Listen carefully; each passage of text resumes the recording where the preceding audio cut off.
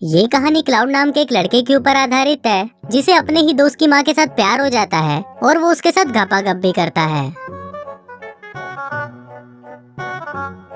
अब इसके बाद कहानी में आगे क्या होता है ये हम आज की इस एक्सप्लेनेशन में देखने वाले हैं। आज मैं जिस फिल्म को एक्सप्लेन करने वाला हूँ उसका नाम है इन द हाउस और ये फिल्म 2012 में रिलीज हुई थी। मूवी की शुरुआत में हम जर्मन नाम के एक आदमी को देखते हैं जो एक स्कूल में फ्रेंच टीचर होता है। इसके बाद जब जर्मन घर पर स्टूडेंट के असाइनमेंट चेक कर रहा होता है तभी वहाँ पर उसकी वाइफ जेना आती है। फिर जेना भी कुछ स्टूडेंट्स के असाइनमेंट चेक करती है और जर्मन से पूछती है कि तुमने स्टूडेंट को इतने गंदे मार्क्स क्यों दिए। इस पर जर्मन उसे बोलता है कि बच्चों ने कुछ खास तो लिखा ही नहीं है तो मैं इन्हें अच्छे मार्क्स किस चीज के दूं। तभी जर्मन क्लाउड नाम के एक स्टूडेंट का असाइनमेंट पढ़ता है जिसमें लिखा हुआ था कि क्लाउड राफा नाम के एक स्टूडेंट के घर पर काफी दिनों से जाना चाहता था और फिर एक दिन वो राफा को मैथ पढ़ाने के बहाने उसके घर पर जाता है। वहाँ पर उसकी नजर राफा की माँ एस्थर पर पड़ती है जो दिखने में बहुत ही खूबसूरत थी। इसके बाद क्लाउड राफा को एक मैथ प्रॉब्लम सॉल्व करने के लिए देकर नीचे आ जाता है। वहाँ वो राफा की मॉम को देखता है जो एक मैगजीन पढ़ रही होती है। अब कुछ देर तक एस्थर को देखने के बाद क्लाउड वापस राफा के पास जाता है और उसे बोलता है कि तुम्हारी मैथ बहुत ही ज्यादा खराब है इसलिए मुझे रोज आकर तुम्हें ट्यूशन पढ़ाना होगा।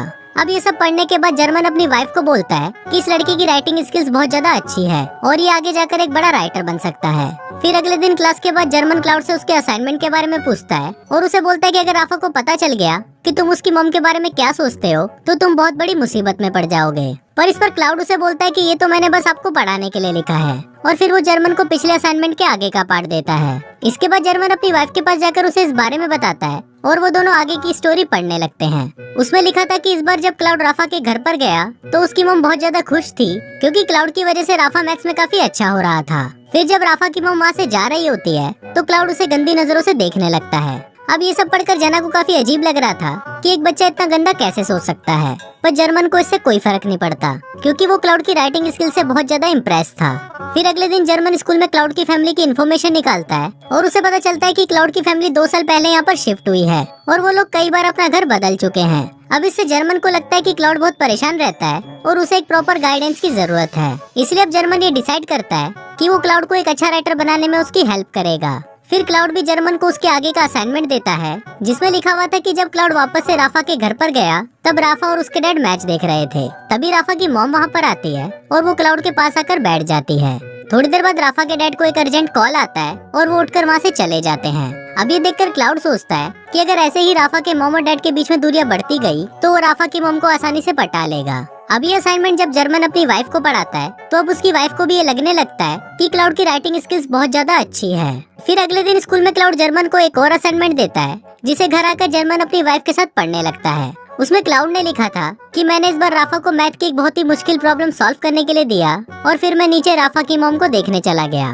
नीचे राफा की मॉम और डैड आपस में बहस कर रहे थे जिसे देखकर क्लाउड को बहुत अच्छा लगता है। थोड़ी देर बाद जब राफा की मॉम बाहर आती है तो वो क्लाउड को देख लेती है पर तभी क्लाउड सामने रखी हुई पेंटिंग को देखने का नाटक करने लगता है। पर राफा की मॉम को ये पता चल गया था कि क्लाउड उनकी बातें सुन रहा है इसलिए वो रात को राफा के डैड को बोलती है कि उन्हें राफा के लिए कोई दूसरा ट्यूटर ढूंढना होगा। अब ये सब बातें क्लाउड भी छुपकर सुन रहा होता है और उसे अब बहुत ज्यादा टेंशन होने लगती है क्योंकि अगर इस बार राफा के मैथ्स में अच्छे नंबर नहीं आए तो वो राफा के घर पे ट्यूशन पढ़ाने नहीं आ पाएगा। अब बहुत सोचने पर क्लाउड को एक आइडिया आता है और वो अगले दिन जर्मन को मैथ्स का पेपर चुराने के लिए बोलता है और साथ ही वो उसे ये भी बोलता है कि अगर उसने ऐसा नहीं किया तो वो राइटिंग करना छोड़ देगा। अभी सुनकर जर्मन बहुत परेशान हो जाता है क्योंकि वो क्लाउड को एक अच्छा राइटर बनाना चाहता था। इसलिए वो क्लाउड के बोलने पर मैथ्स के पेपर चुरा लेता है और उन पेपर्स को वो क्लाउड को दे देता है। अब अगले दिन जब टेस्ट होता है तो राफा के उसमें बहुत अच्छे मार्क्स आते हैं जिसको देखकर उसके मॉम डैड को बहुत अच्छा लगता है और वो क्लाउड को राफा को ट्यूशन पढ़ाने देते हैं। इसके बाद राफा के डैड क्लाउड को उनके साथ फुटबॉल मैच खेलने के लिए बोलते हैं पर क्लाउड उन्हें मना कर देता है क्योंकि जब वो दोनों मैच खेलने के लिए बाहर जाएंगे तो घर पर राफा की मॉम अकेली होगी जिस वजह से वो उनसे अकेले में मिल पाएगा।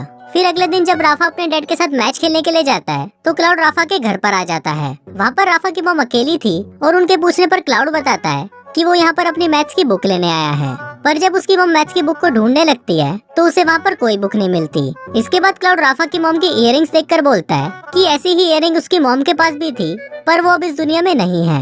अब ये सुनकर राफा की मॉम इमोशनल हो जाती है और फिर वो दोनों कोल्ड ड्रिंक पीकर बातें करने लगते हैं। अब ये स्टोरी सुनकर जर्मन की वाइफ उसे बोलती है कि अगर राफा के डैड को इस बारे में पता चल गया तो वो उसे जिंदा नहीं छोड़ेंगे। पर इस पर जर्मन उसे बोलता है कि ऐसा कुछ नहीं होगा। रात को फिर जर्मन क्लाउड का एक और असाइनमेंट पढ़ता है जिसमें लिखा होता है कि इस बार उसे राफा के घर पर बहुत लेट हो गया था तो राफा के डैड ने उसे यहीं पर ही सोने के लिए कहा। फिर जब राफा क्लाउड को उसका रूम दिखाने के लिए जाता है तो वो क्लाउड को बोलता है कि वो उसका बेस्ट फ्रेंड है और इसके साथ ही वो उसे किस करने लग जाता है। अब इससे हमको पता चलता है कि राफा क्लाउड को लाइक करता है।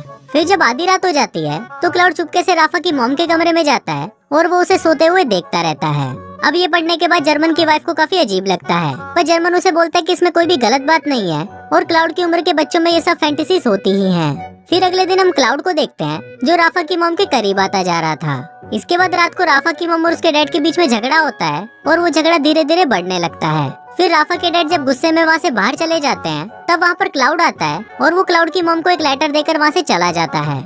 अगले दिन उस लेटर को पढ़कर राफा की मॉम क्लाउड को अपने पास बुलाती है और फिर जब वो लोग बातें कर रहे होते हैं तो क्लाउड जर्मन को इमेजिन करने लगता है। इसके बाद राफा की मॉम को वो लेटर पढ़कर बहुत अच्छा लगता है और वो वहीं पर ही क्लाउड को किस करना शुरू कर देती है। अब ये सब राफा खिड़की से छुपकर देख रहा होता है और उसे ये देखकर बहुत बुरा लगता है, जिसके बाद वो अपने रूम में आता है और आत्महत्या कर लेता है और असाइनमेंट के लास्ट में लिखा होता है कि कहानी अभी बाकी है। अब जब जर्मन ये सब पढ़ता है तो वो शॉक्ड हो जाता है और अब वो ये बात अपनी वाइफ को भी नहीं बता सकता था। फिर अगले दिन जब जर्मन स्कूल जाता है तो वो वहाँ पर राफा के बारे में पूछने लगता है। वहाँ उसे पता चलता है कि राफा आज स्कूल नहीं आया। अब ये जानकर जर्मन काफी परेशान हो जाता है और वो एक टीचर के पास जाकर उसे राफा के घर पर कॉल करने के लिए बोलता है। फिर जब टीचर राफा के घर पर कॉल करती है तो उसे पता चलता है कि राफा बीमार है, इसीलिए वो आज स्कूल नहीं आया है। अब ये सुनकर जर्मन को थोड़ा अच्छा फील होता है और फिर वो क्लाउड से पूछता है कि आज तुमने असाइनमेंट में झूठ क्यों लिखा। इस पर क्लाउड उसे बताता है कि ऐसा उसने इसलिए किया क्योंकि वो कहानी को थोड़ा और इंटरेस्टिंग बनाना चाहता था। अब जर्मन को भी ये लगने लगा था कि अगर राफा को ये सब पता चल गया तो वो सच में आत्महत्या कर लेगा, इसलिए वो क्लाउड को ये सब लिखना बंद करने को बोलता है। पर क्लाउड उसे मना कर देता है और बोलता है कि अब मैं लिखना बंद नहीं कर सकता। अभी सुनकर जर्मन उसे बोलता है कि ठीक है, पर अब से मैं तुम्हारी कोई स्टोरी नहीं पढ़ूंगा। अभी सुनने के बाद क्लाउड अपनी अगली स्टोरी को वही डस्टबिन में फेंक कर चला जाता है, पर तभी जर्मन भी अपने आप को रोक नहीं पाता और वो उस स्टोरी को डस्टबिन से निकालकर पढ़ने लगता है। उसमें लिखा था कि आज राफा के डैड बहुत उदास घर आए थे क्योंकि अब वो अपनी जॉब से बहुत ज्यादा परेशान है। तभी राफा की मॉम वहाँ पर आती है और उन्हें बताती है कि वो प्रेग्नेंट है। ये सुनकर राफा के डैड बहुत खुश हो जाते हैं, पर तभी वहाँ पर राफा आता है और उनको बोलता है कि क्लाउड अब हमारे घर नहीं आएगा और आप लोग मेरे लिए कोई दूसरा ट्यूटर ढूंढो। ये पढ़ने के बाद जर्मन क्लाउड के पास जाता है और उसे बोलता है कि अब तुम्हें राफा के घर जाना बंद कर देना चाहिए। इस पर क्लाउड भी एग्री करता है और वो जर्मन को बोलता है कि अब वो कभी नहीं लिखेगा। फिर क्लाउड जर्मन को आगे की कहानी बताता है कि आज उसकी और राफा की लड़ाई हुई थी क्योंकि उसको मेरे और उसकी मॉम के अफेयर के बारे में पता चल गया था। इसके बाद हम देखते हैं कि क्लाउड अपनी कहानी को पूरा करने के लिए राफा की मॉम के पास जाता है, पर राफा की मॉम उसका लिखा हुआ लेटर उसे वापस कर देती है। फिर क्लाउड उसे बोलता है कि हम दोनों यहाँ से कहीं दूर जा सकते हैं, पर राफा की मॉम उसे मना कर देती है क्योंकि क्लाउड उम्र में बहुत छोटा था। अब इससे क्लाउड को बहुत बुरा महसूस होता है और वो रोने लगता है। इसके बाद क्लाउड जर्मन के घर पर आता है जहाँ उसकी वाइफ जीना उसे बताती है कि जर्मन अभी घर पर नहीं है। इस पर क्लाउड उसे बोलता है कि मुझे पता है कि वो घर पर नहीं है, इसीलिए ही तो मैं यहाँ पर आया हूँ। इसके बाद हम जर्मन को देखते हैं जिसे स्कूल से निकाल दिया जाता है क्योंकि प्रिंसिपल को पता चल गया था कि उसी ने ही पेपर चुराया है। फिर जब जर्मन अपने घर पर आता है तो उसकी वाइफ उसे अगला असाइनमेंट देती है, जिससे जर्मन को पता चलता है कि क्लाउड यहाँ पर आया था। उस स्टोरी में लिखा था कि क्लाउड जीना को बताता है कि जर्मन ने उसे एक बार कहा था कि मेरी बीवी बांझ है, इसलिए हमारा बच्चा नहीं हो रहा। अभी सुनकर जीना को बहुत गुस्सा आ जाता है और वो क्लाउड के साथ ही घपाघप करने लगती है। अब ये पढ़कर जर्मन को बहुत गुस्सा आता है और वो जीना के साथ लड़ने लगता है। अब फिल्म के लास्ट सीन में हम जर्मन और क्लाउड को बात करते हुए देखते हैं। जर्मन क्लाउड को बोलता है कि मुझे विश्वास नहीं हो रहा कि जिस लड़की की वजह से मेरी जॉब गई और मेरी बीवी मुझे छोड़कर चली गई, मैं उसी लड़के से बात कर रहा हूँ। अब जर्मन की ये बात सुनकर क्लाउड हंसने लगता है और इसी के साथ ही ये फिल्म यहीं खत्म हो जाती है।